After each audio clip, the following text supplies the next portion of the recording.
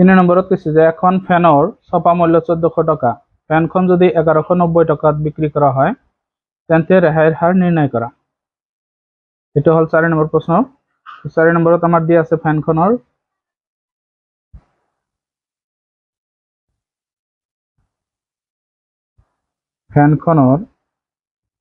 ছপা মূল্য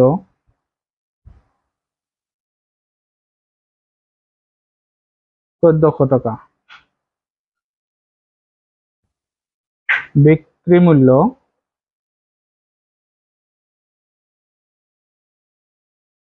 1190 টকা। এতিয়া কৈছে যে ফেনখনৰ ৰেহাইৰ হাৰ নিৰ্ণয় কৰা। ইয়াত ৰেহাই কিমান সেইটো উলিয়াব লাগে। ৰেহাই হ'ব কি, ৰেহাই যেটো সূত্ৰ আছিলে ছপা মূল্য বিয়োগ বিক্ৰি মূল্য।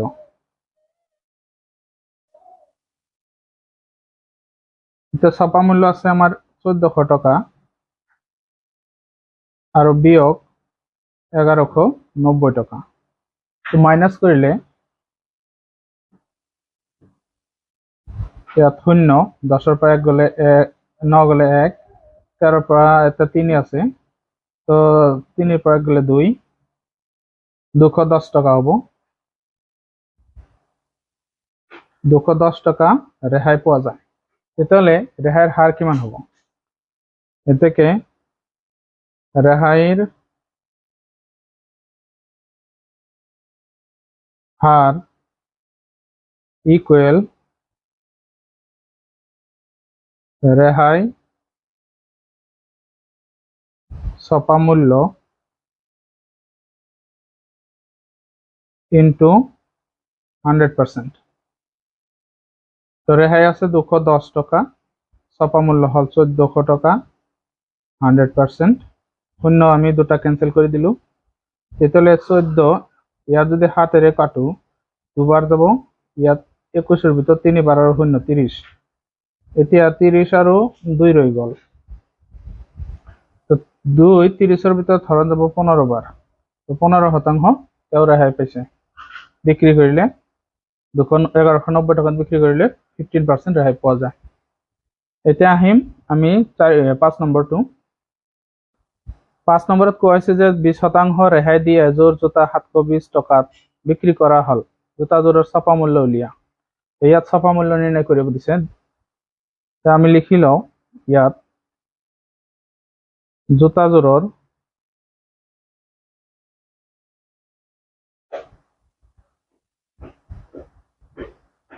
বিক্ৰি মূল্য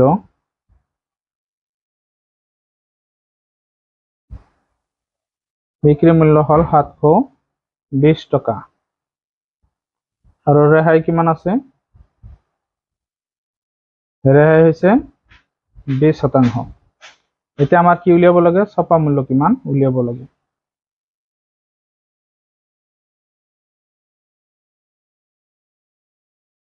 ইয়াত আমি ধৰি লওঁ যে ধৰা হল ছপা মূল্য x টকা। x টকা বুলি ধৰিলে এতিয়া ৰেহাই কিমান হ'ব? ৰেহাই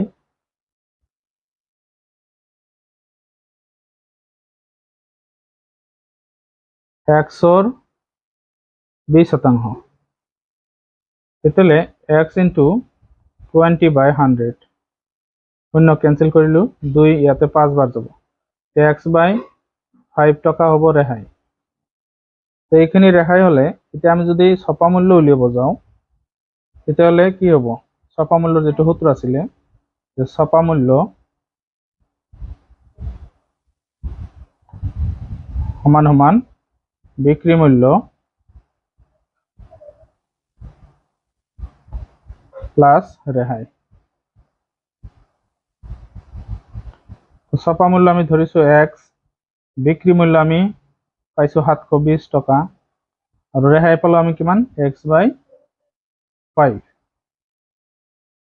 তে x = ইয়াত লসাগু 5 হলে 5 হলে এইখিনি পূৰণ হ'ব 5 শূন্য গুণ শূন্য 5 দুগুণে 10 শূন্য 5 7 গুণ 35 আৰু 1 36 প্লাস x এতিয়া 5 এইফালে আহিব 5x হ'ব 3600 প্লাস x এতিয়া 5x minus x equal 3600 এতিয়া ইয়াত হ'ব 4x 3600 4 যদি হওফালে যায় তেতিয়াহলে হ'ব হৰণ 4 তো ইয়াত হৰণ যাব কিমান বাৰ 9 বাৰ গতিকে 900 টকা হ'ব আমাৰ ইয়াতে ছপা মূল্য এটাকে ছপা মূল্য 900 টাকা তে আমি 6 নম্বৰটো কৰিম এতিয়া 6 নম্বৰত কৈছে 550 টাকা ছপা মূল্যৰ চোলা এটা এজন গ্ৰাহকৰ ওচৰত 12% ৰেহাই দি বিক্ৰী কৰা হল গ্ৰাহকজনে লাভ কৰা ৰেহাইৰ পৰিমাণ আৰু গ্ৰাহকজনে দোকানীজনে কিমান টকা দিবলগীয়া হল উলিয়া তো ইয়াত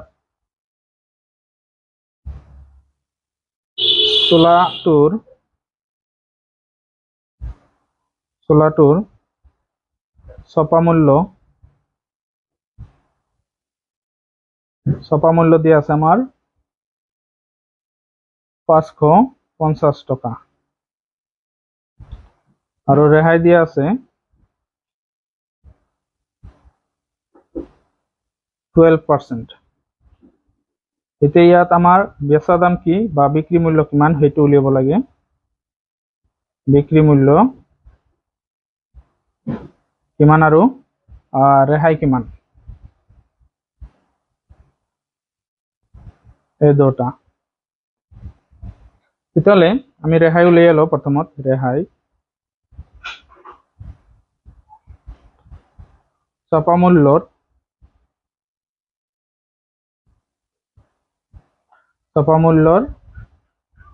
12% তো ছপা মূল্য কিমান আছিল 550 টাকা তাৰে 12% হলে 12/100 ইয়াত শূন্য ক্যান্সেল হল 5 এৰে কাটিলে ইয়াত 11 বাৰ যাব ইয়াত দুবাৰ 2 6 12 ভিতৰত 6 বাৰ এতিয়া 11 আৰু 6 পূৰণ 6 আৰু 66 টাকা ইমান টাকা হ'ব ৰেহাই তেতিয়াহ'লে ইয়াৰ বেচা দাম কিমান হ'ব এতেকে বেচা দাম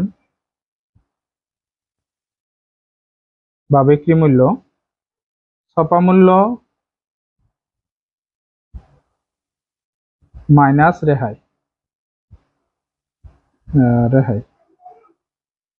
ছপা মূল্য আছিল 550 টাকা রেহাই পালে 66 টাকা তেতিয়াহ'লে 550 পৰা যদি 66 বাদ দিয়া যায় ইয়াত 10 পৰা 6 গলে 4 আৰু ইয়াতে 4 হল 14 পৰা 6 গলে 8 আৰু ইয়াত 4 গতে কিমান হ'ব 484 টাকা ইমান টাকা হ'ব বেচা দাম গতিকে এতিয়া দোকানীজনক কিমান টাকা দিব লাগে 484 টাকা গতিকে দোকানীজনক 484 টাকা দিব লাগিব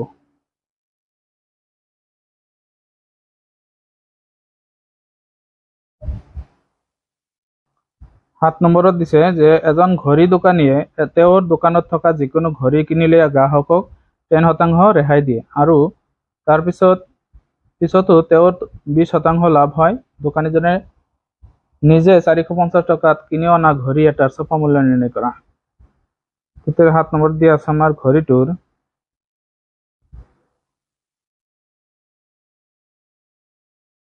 কিনা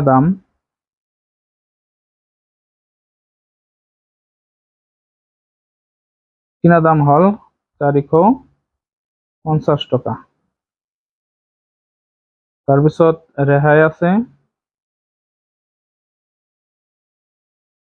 10% লাভ কিমান হয় 20% ছপা মূল্য সেইটো নিৰ্ণয় কৰিব লাগে তেতিয়াহ'লে আমি ধৰি লওঁ ধৰা হল ছপা মূল্য x টাকা এ থেকে বেচা দাম ইকুয়াল টু ছপা মূল্য মাইনাস ৰেহাই। এনেকৈ সূত্ৰটো বহাই ললে তাৰপিছত ইয়াত ছপা মূল্য আছে এক্স, ৰেহাইটো হ'ব এক্সৰ 10%, এক্স মাইনাস ইয়াত হ'ব আমাৰ এক্স ইন্টু 10/100, শূন্য কেনসেল কৰিলোঁ, গতিকে এক্স মাইনাস এক্স বাই 10, ইয়াত হ'ব লসাগু 10, 10x minus x or 9x by 10। তাৰপিছত এইখিনি আমি বেচা দাম পালো, এতিয়া আমি লাভ উলিয়াম। লাভ ইকুয়াল টু কিনা দামৰ